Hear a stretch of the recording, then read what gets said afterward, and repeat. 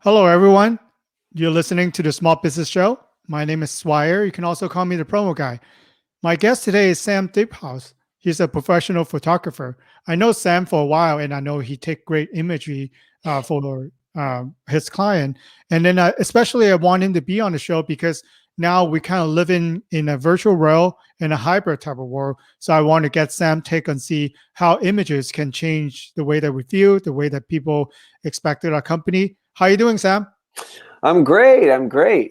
Summer's approaching. It feels like things are starting to normalize a little bit. It's kind of an exciting time right now. We've been through a Yeah, lot, all of us, hopefully haven't soon. we? But it's kind of grayish here in Los Angeles, so Yeah, not here sure what too. happened. Yeah, it's not it's not every time I think we're getting there, and then the fog comes back. But it's Would you mind to tell the listener a little bit about what you do, and then what are the normal typical client for you? Mhm. Sure. So I focus primarily on business and corporate imagery of all different kinds, everything from the tech industry to the medical field to a lot of times law firms, law, these kind of things. But sometimes it's even more obscure than that. But those are generally where I get most of my living comes from and stuff. Um, so my background is I've been doing photography for about 25 years now, video and photography. So um, I just know the ins and outs of a lot of different types of photography, advertising to editorial to, more documentary styles too. And so I mix that with a lot of the work that I do now. Mhm. So I think you'll be a good person to ask something about that because setting the stage will be before we got to worry about if we're a business having an Hmm. office, our decor, our, do we have a Yeah. corner office looking at the ocean with mountain in the background? But Hmm. now, from the past year with the pandemic, now a lot of us are moving virtually, right? Hmm. We Hmm. rely on a website, digital marketing. Sometimes I've been to trade show that normally are in person, right? But now a lot of Hmm. them are still being done virtual, and our buzzword in our industry now is a hybrid. Hmm. So maybe an Yeah. in-person and virtual experience. So how does imagery comes in? Does it? Yeah. Do you feel that we rely those more than before? And what are your thoughts? Yeah, I absolutely think that imagery is going to be a lot more important. I mean, whether people go back to the office 100% or just hybrid or not at all, it really depends on the company. But it sounds like it feels to me, and I'm sure it feels like this to you, it feels like they're open to the idea of at least a hybrid, like maybe Monday, Wednesday, Friday, people are going to go to work. So the important thing is that a lot of these interactions might be happening a lot more on screens, just like what we're doing now. And the way you're presenting your company and the way that you're presenting yourself visually is going to become pretty important. A lot of times you don't want to be seen on the screen, but you want to have a picture of yourself. That's just a simple thing that might be happening. But also, if I were to tell you my website and I owned a small tech firm or something, you want that website to look authentic and real and cool. Frankly, I mean, everybody wants to look at least a little bit cool. You know what I mean? And all these things subconsciously sort of work with clients,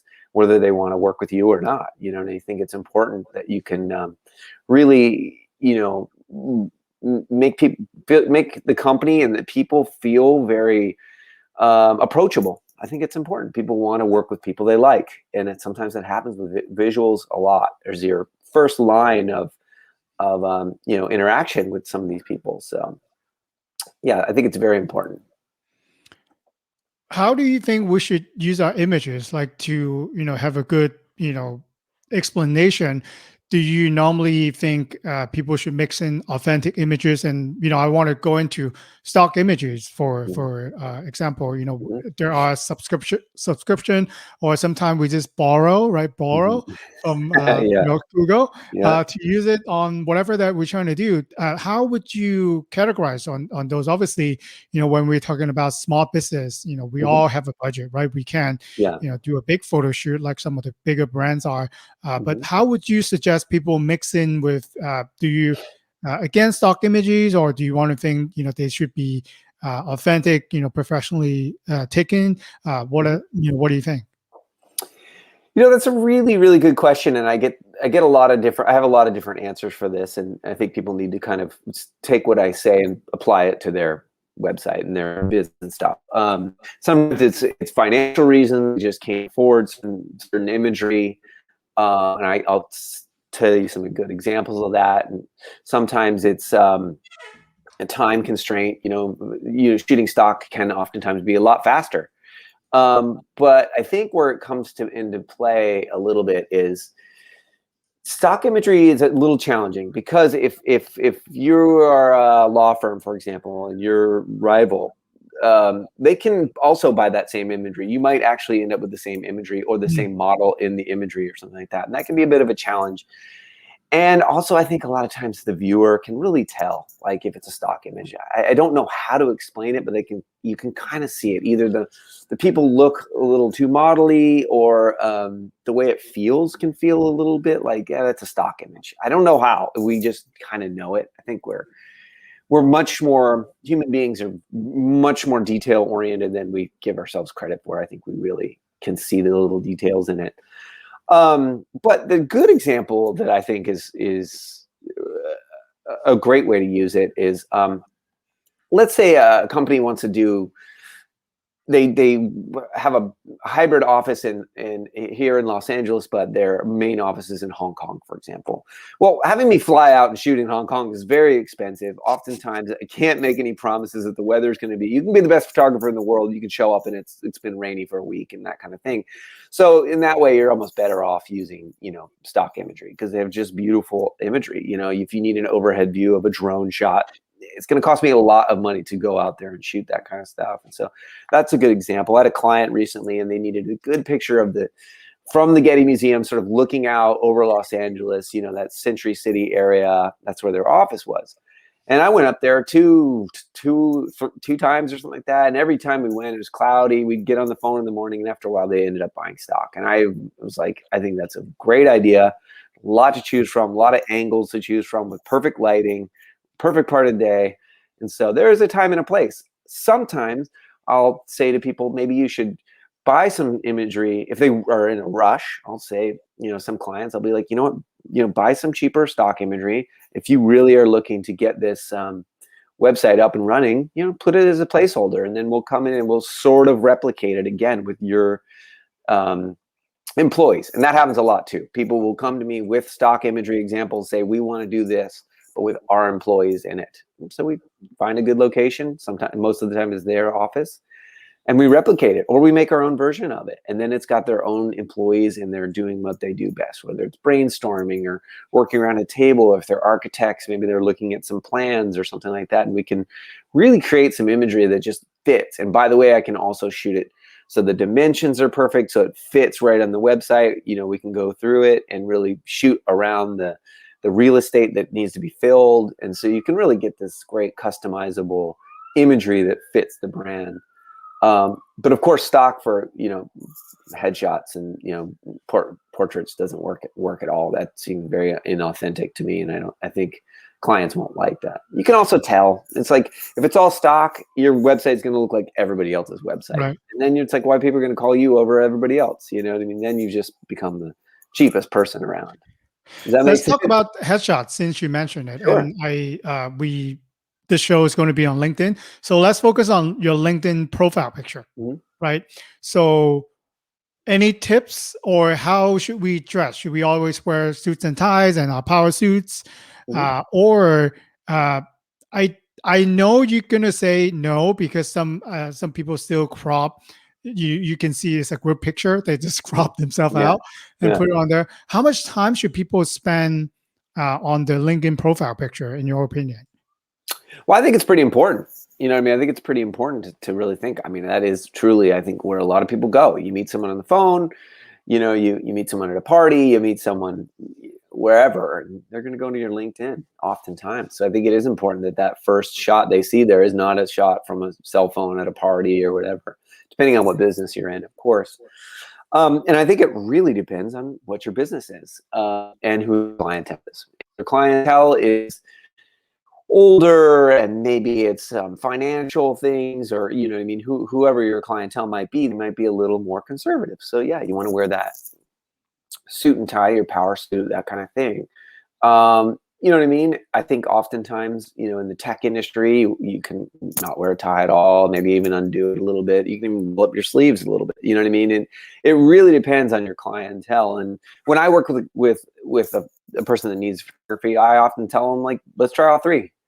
And by the way, let's just have three versions of it so that you can use these imageries in all different kinds of ways. So maybe Mhm. a blog post that you are writing something that's more casual, let's have a casual one, put on a sweater.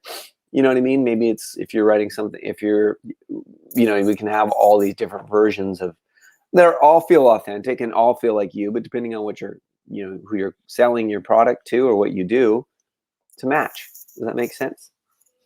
Yeah. So how often do you think we should have our headshots taken? So is it every few years? Because, Mhm. I don't know if you have been experienced where someone gave you the business card, or Oh you yeah. taking it up somewhere, you haven't met the person, but then when you see the person, you know, Yeah. Yes. good and bad I do surprise. know that one. Sometimes. Yeah, and it is. It falls a little bit in the category of not being authentic. You know what I mean? And I think people, whether they know it or not, they kind of read into that. Hey, this person's having a 15-year-old image on there. You know what I mean? Like, this is kind of a little bit strange. I also think that sometimes the Photoshop is just overdone. You know what I mean? It's Yeah. like, you know what I mean? And we all know that sort of LinkedIn shot where it's like, I know when I meet that person, they're not going to look like that photo. You know what I mean? They just look, almost cartoonish. You know what I mean? Smooth out skin, too much. We all have wrinkles here and there. You know what I mean? Like, we could play those down in Photoshop, Uh-huh. but let's not make your skin. You don't want to look like a 15-year-old if you're 55-year-old. You know what I mean? So, but I think it's very important to really be authentic and to really think about who you're talking to and make it all about your face. You know what I mean? We don't want to be far away in the shot. We want to be close up. You want to be able to read it. You know what I mean? With a nice, great smile, and good lighting is important.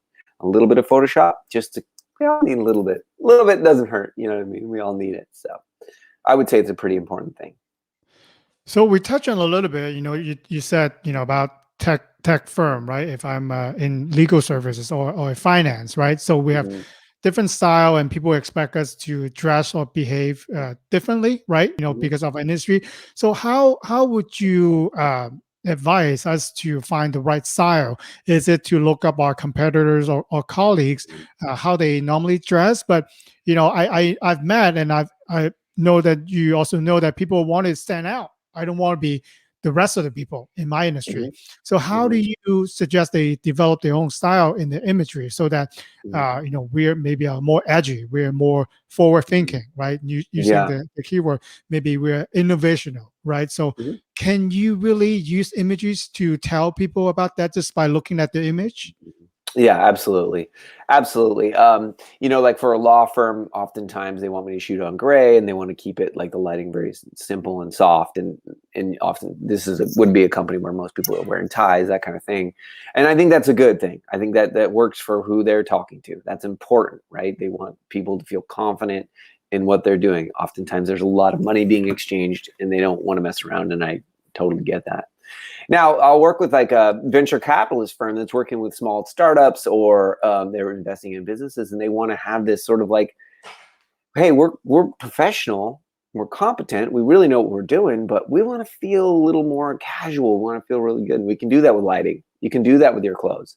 You can do that with the background. Maybe you're not doing a gray background. Maybe we're finding a nice wooden background or a cement background where we can replicate this imagery. Sometimes we're using the office in the background, and I'll shoot with a really long lens, and I'll throw the office out of focus in the background, but the person is in front, you know what I mean? And we're just showing some of their space, especially if they have some nice lines in the space and it feels techy and it feels modern and stuff like that. So there's a lot of ways of doing it. I also am finding more and more people want to be looking off the camera, maybe looking away from the camera, you know what I mean? And maybe using their hands a little bit, you know what I mean? Like you're talking to somebody, or some websites, it'll have a picture straight on, the person will be smiling and kind of looking at the camera. And if you roll over it to learn about the person or whatever, you click on it and it has a person there looking away and they're sort of talking. And it kind of gives you two different versions of this person. And one, they're using their mannerisms. And so you get to really kind of know about this person, or maybe they're rolling up the sleeves, you know what I mean? And there's a lot of ways you can kind of do it. Also the lighting.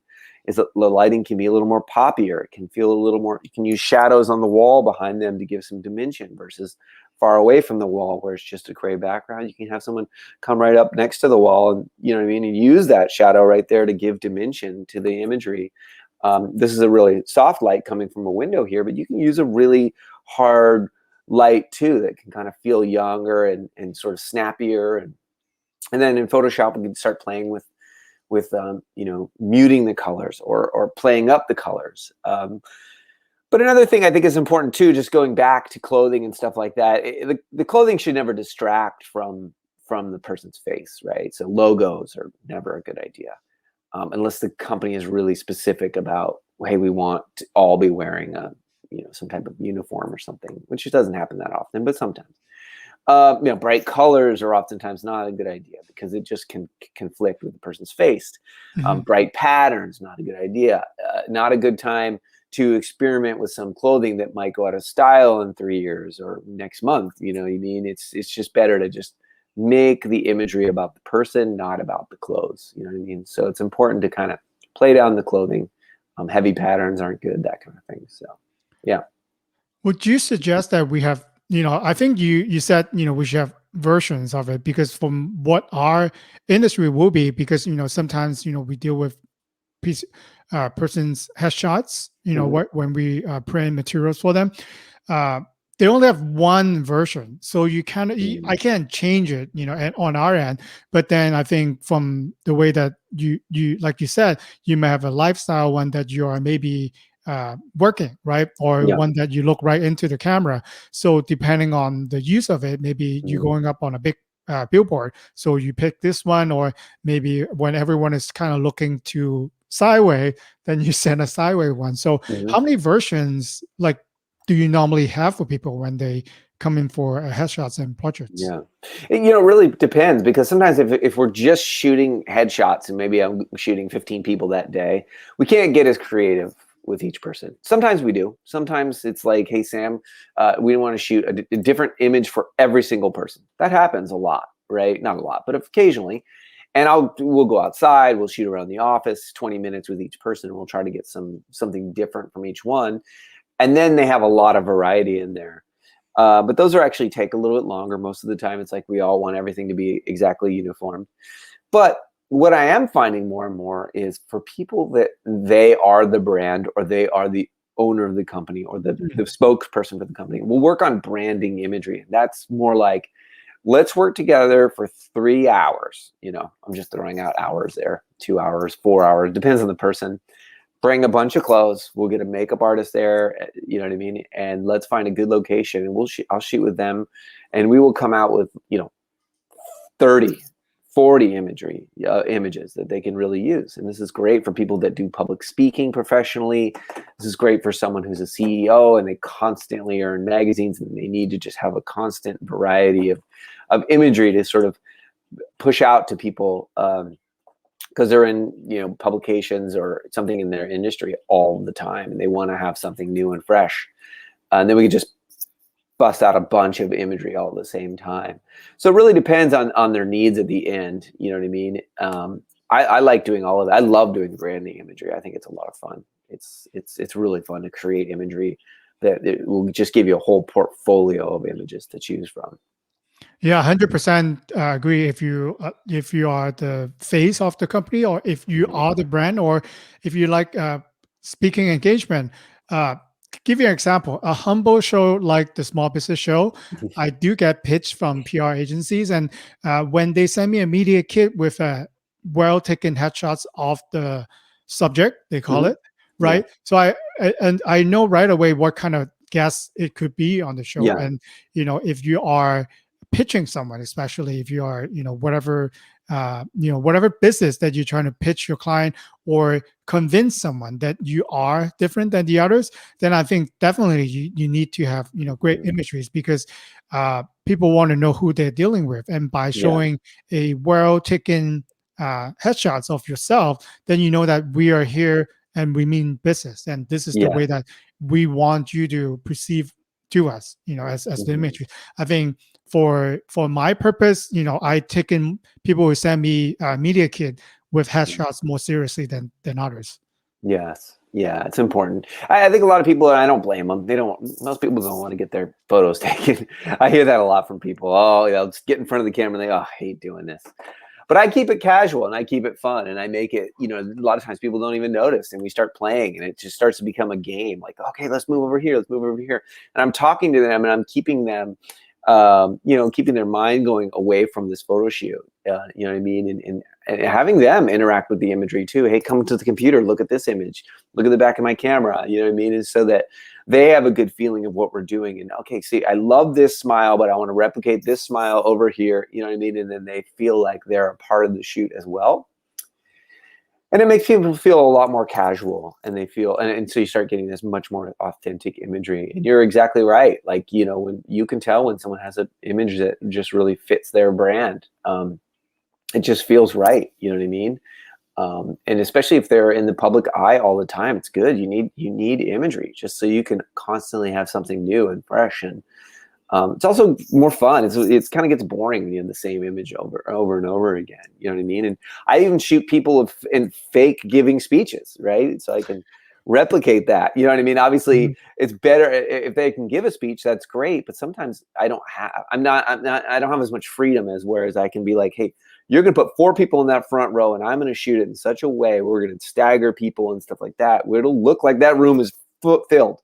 But I can tell people to move. Hey, you got to move a little bit to this side. This will be the people in the foreground. You know what I mean? To give some depth, I'll do it here. So it's like, you know what I mean? Where you have these heads in it, and then they're here giving a speech far away. And you can really give it a lot of depth, and it feels like, oh, that's them. That's them giving that speech. And it puts people in the audience. It puts people in this space where they can see you in action doing what you do best. You know what I mean? And whether you're talking in front of a group or you're giving a speech in front of a group of your teammates in an office, in front of a slideshow. I do a lot of that kind of stuff too.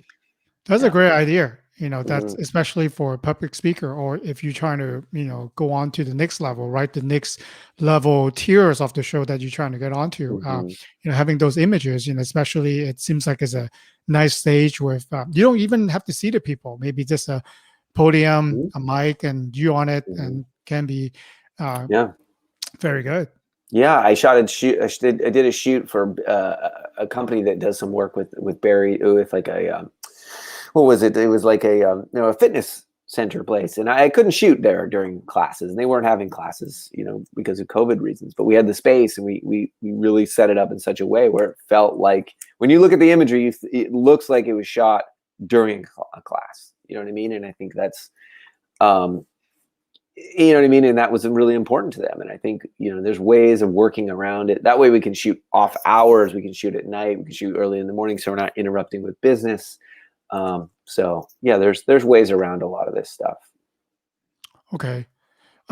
So I know we touched on a lot of things and you give us a lot of good advice. So what are some of the advantages that we didn't talk about that you think, we should know, by having just the right image for the right audience? Mm-hmm. Well, I think at the end of the day, a lot of this, none of this really matters in that, like, yes, it feels good to have good pictures of yourself. And it does give people confidence. It's very nice to be like, go to my website and you're proud of it. And you want people to go there. I think that is an important thing. You know what I mean? I think we've all had websites in our lives at some points where we're like, it's just not right. I don't really like this or that. And it's sort of like you got a good website and then you have the good imagery and it sort of connects the whole circle. So it feels like the whole experience at the website feels right. I think that's a good thing.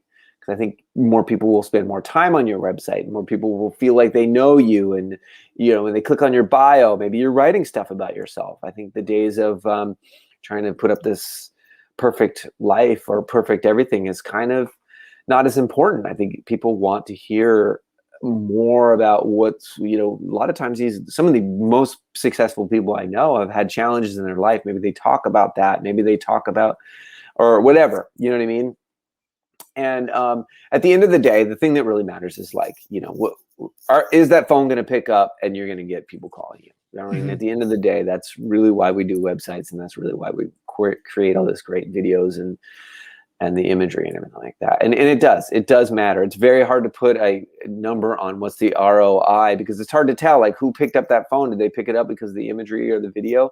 A lot of times people will say, I picked it up because I had a feeling when I was on the website, or they don't even know. They don't know. It's subconscious. You know what I mean? Human beings are very detail and visually oriented. And I think it's important that the whole experience is very good for people. People will pick up the phone. At the end of the day, that's what matters. Are you going to pick up more clientele? Are people going to call you?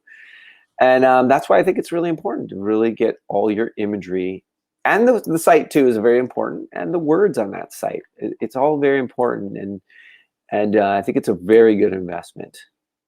Mhm.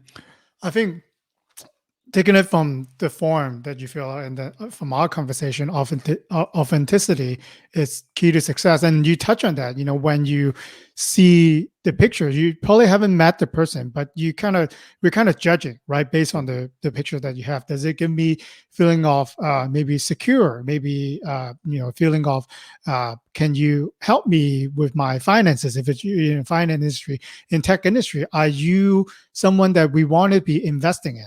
Right. So I think these are very important. And especially, I know that some of the people that I follow, what they do good, especially I see you do that on your website too, Sam, because you have your professional photography. And you also, when you go to your bio page, you actually have pictures for you personally, your passion about you and your family.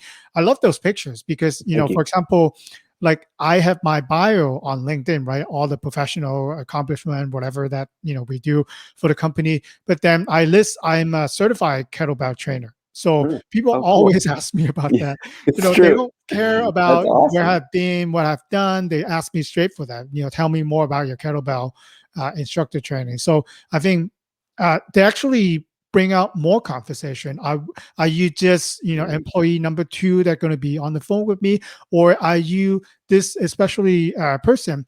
I think, have you heard? B&H Photo, right, in New York? Yeah, of course.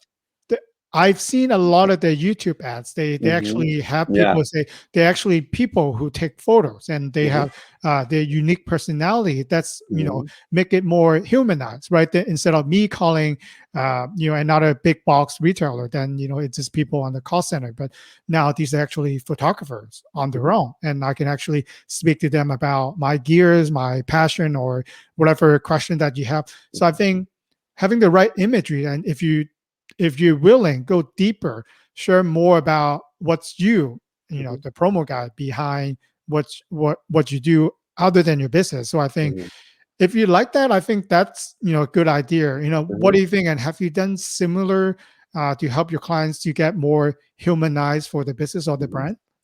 Yeah, and I think it's really good to read the room. You know what I mean? In terms of, if you were a public speaker and you want to talk to people about, bettering their lives, I think it's a good idea to maybe dive in deep. Hey, if someone might suggest, oh, I was struggling with weight problems and blah, blah, blah, and here I am today. That's reading the room there.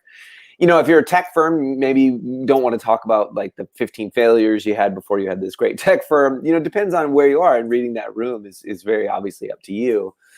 But I think it is kind of cool. Sometimes I'll suggest to somebody that, like, hey, on the bio page, let's have pictures of you with your dog that's shot on an iPhone. You know what I mean? And it's very clear. It's like that. It gives a little more depth to the person that we're talking about here. And it really depends. I do have clients that reach out to me where they want to have a picture that's very formal. When you scroll over that image, then they want to be holding.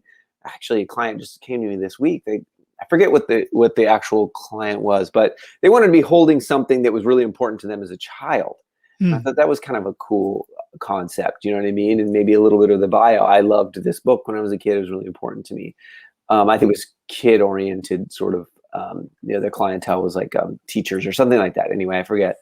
But I think there's ways of doing that and making the people really get to know you and understand you. And like you said, the kettlebell thing, which is cool, by the way. And another, maybe I'll give you a call sometime. I'd love to know more about kettlebells. I know of the basics, but not like what it sounds like but I think it is cool. These things are good, but reading that room is super important. You know what I mean?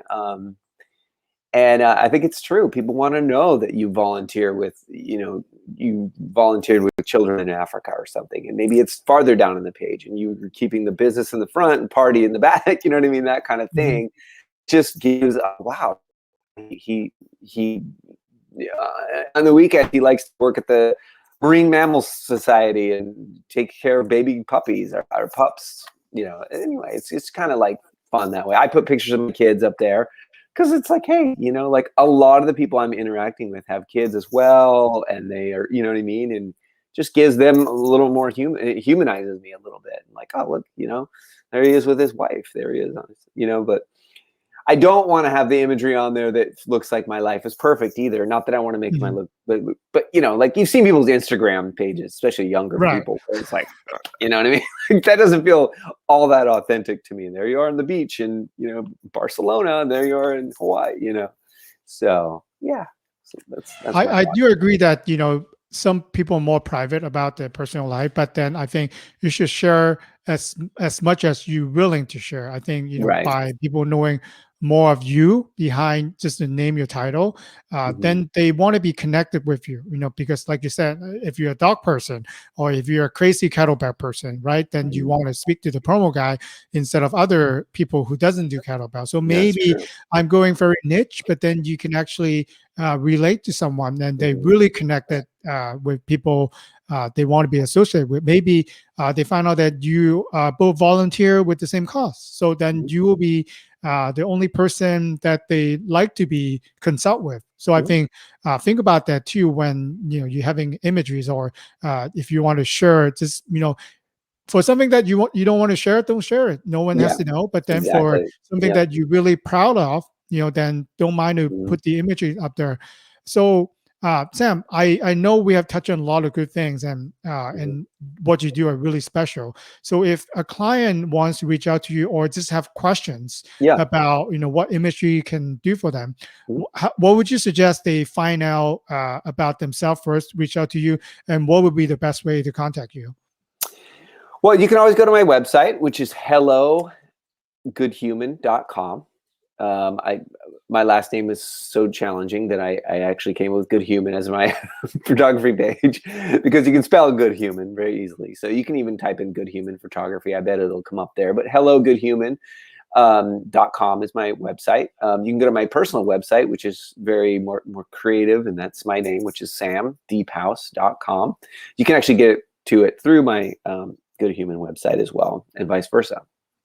And then you can also just reach out to me in an email. So it's hello@hellogoodhuman.com, and we can start communicating that way. I love to talk with people over the phone. I want to hear about their business.